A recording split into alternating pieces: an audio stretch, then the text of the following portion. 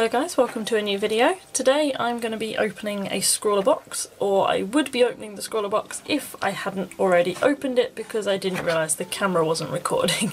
So I'm sorry about that. I'm going to do a kind of reconstruction of the box opening. So this is a box that Scrawlrbox sent me. I emailed them and inquired about doing a review, and so they sent me this for free. As a disclaimer, I don't know if anyone wants to know that, but there you go. So basically Scrawlrbox is a company that sends out surprise art supplies every month, and they send out a prompt as well so that you can create an illustration based on that prompt. And they ship from the UK, so the shipping is free within the UK. It's £15 a box, and then outside the UK the shipping is £5 additionally. So inside the box we have an illustration by the artist who kind of curated the box, because each box is based on the tools that a particular artist uses. So this illustration is by Stina Jones from Manchester, and we have this really nice bold graphic style with limited colour usage, which I really like. And then we have some paper. I'm not sure what kind of paper this is, unfortunately. Scrawlrbox do usually include a card with the box which has a description of all the art supplies included plus the prompt itself, but my box didn't have one in it, so I'm assuming there was a mistake there, because it also didn't have a sticker or any sweets, which makes me sad. So I think there was a mistake and something got missed out of my box. So anyway, I'm not entirely sure what paper this is. I think it feels kind of like Bristol board. So then we have some markers. These are style file markers, which I hadn't actually heard of before this. They are alcohol markers, and they have a brush tip, and they also have a chisel tip. And we have some nice colours, so we've got the NG2 neutral grey, we've got a neutral grey 7 there, and we also have the 562 ice blue. And that's a really nice colour, and I think it's going to be really nice to create a kind of pop of colour with these. Then we have some of my favourite inking pens. This is the Mangaka Flexible Fine, and then we also have the Mangaka 0.5 with the standard nib. So you can just see that there.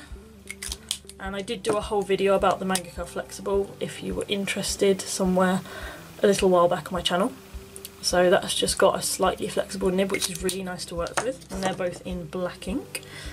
And then we have a aquarelle pencil by Stabilo. This says it works on paper, glass, plastic and metal, so I'm presuming it's like a Chinagraph pencil, so I'd be interested to try that one out. And then finally we have a graphite pencil by Cretacolor, I hope I said that right, and this is a 2B. And it's got a coating on it that stops it getting all over your hands when you're working with it, which is really good, because one of the things that stops me from working with materials like this is that I'm nervous about making a huge mess and getting it all over my hands and stuff. So that will be interesting to try. So yeah, the prompt for this, like I said, it wasn't actually in my box, but I looked it up. So the prompt was Stranger Worlds, and so I am going to be interested to create something based on that. So initially for this piece I was thinking of doing an illustration of one of the characters from my space opera novel Constellations, because obviously the Stranger Worlds theme made me think of kind of alien worlds and outer space and that kind of thing. But then I asked some of my friends what they thought I should do, and my friend Emily suggested doing a piece themed around my merman character Ikure, because kind of under the sea could in itself be a strange world. So I decided I was going to go with that because it has been quite a while since I drew Ikure last. I am planning on redesigning him because his design is very old. His colour scheme is kind of weird, so I'm thinking of changing it. So obviously in this picture it doesn't look anything like his normal colour scheme, because that's normally very warm colours. He's got kind of warm tan skin, red hair and red scales, and just I designed him a very long time ago. I think one of my first drawings of him was done when I was 14, so that would have been 12 years ago. So yeah, the kind of characters that I designed back then are not the kind of characters that I would design now. So I decided that I was going to go for him, and then I can kind of do two things in one. I can do the Scrawlrbox challenge, but then I can also think, oh, let's see how Ikure looks with these completely different colours. And I actually kind of like it, because I've been debating whether he should be a kind of deep sea merman because originally he was more of like a tropical colour scheme, like a tropical fish, and obviously he'd be very visible from the surface. But now I'm thinking of maybe making him like a deep sea merman, and he'd be more used to the depths, and it would mean that his entire sort of physiology would have to change, and it would mean like his vision and his build and the way his body works, there would be a lot of change there, as well as his colour scheme. So going completely off topic there, that's kind of something that I need to do with this character. I do need to rework his entire design, so this kind of worked as a little concept of just seeing what he looked like with some different colours. So the paper that was included in this Scrawlrbox was very small. I think it's A6 size. As you might have noticed, I hardly ever draw on paper that small because I'm not very good at drawing small. I think this is a side effect of doing digital art for so long, because I've got so used to just thinking, oh, I'm running out of space, let's just expand the canvas, whereas obviously in real life you can't do that.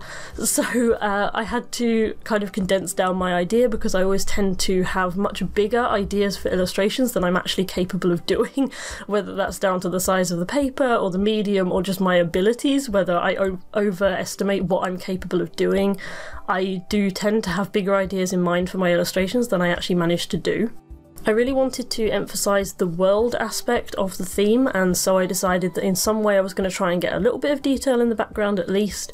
I didn't think I was capable of creating an entire background piece with the character in as well, because drawing him really small, I'm not sure he would have been recognisable or looked very good, bearing in mind as well that the pens that they supplied were a size 0.5 and a flexible, so they're not ideal for drawing teeny tiny things. They're good for just standard size drawings, and so with that in mind I decided to go for one of my typical central character focused illustrations, but with a little bit of detail in the background to hint at what's going on there. I found that the ice blue colour of the style file markers didn't look much like it did on the cap, so I'm glad that I swatched it all to begin with. I generally swatch anyway. It's been quite a long time since I didn't swatch, because I didn't used to swatch anything before I did traditional art, and then I'd end up with colours I really didn't want. So I learnt the hard way that I really should swatch. So yes, I'm glad I did that, because the ice blue colour was actually more of a dark green. So if you're buying these markers, I would bear in mind that always check your colours before you put them straight onto your paper. I did accidentally use the wrong pencil in the beginning. If you saw me using a purple pencil, that was not one that came in the box. I just picked it up automatically, and then I realised what I was doing and I switched to the graphite pencil, so apologies for that. But then after that I did use the graphite pencil, so I used that in the sketch and as final touches at the end as well. I really enjoyed using the inking pens, as to be expected, because they are my favourite pens to use, so I really enjoy using kind of the flexible one for flowing hair and just building up line depth and so on. It's just really easy with that one pen. I just love those pens so much. I would just go on about them all day, because I could use them for probably everything, I think.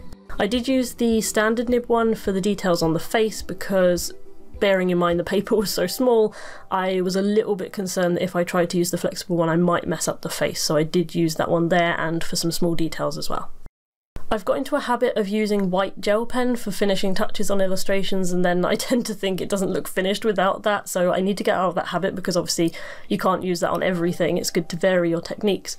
So I tried to use the Stabilo pencil to just emphasise small areas of the illustration, but I didn't do any bright outlines like I might usually do with the white gel pen. I wanted to kind of use it to highlight the scales, and also just to draw in some bubbles to create more of the underwater effect. These markers dried quite quickly, which did allow for some effective building up, especially with the blue. That I found that didn't work quite as well with the grey. I layered the grey, the light grey over and over again on his hair, but it didn't really make much difference, so that's why I used the pencil at the end to bring in some shading. I did also realise partway through that having the hair light against the rest of the image did provide a nice focal point, and initially I was going to add shading like I did to the skin, and then I decided that it kind of created a nice contrast with the detail in the rest of the picture, especially bearing in mind it's a small piece. and so I decided to just use some sort of subtle shading with the pencil instead. So I hope you like the finished piece that I did with this Scrawlrbox. I really enjoyed this challenge. I would recommend checking out Scrawlrbox if you like to try surprise things and you don't mind paying out and not knowing what you're getting. It's quite a good idea if you're kind of stuck in a rut and you've found yourself using the same supplies all the time and going back to the same thing, because then it forces you out of your comfort zone, and sometimes that's a good thing.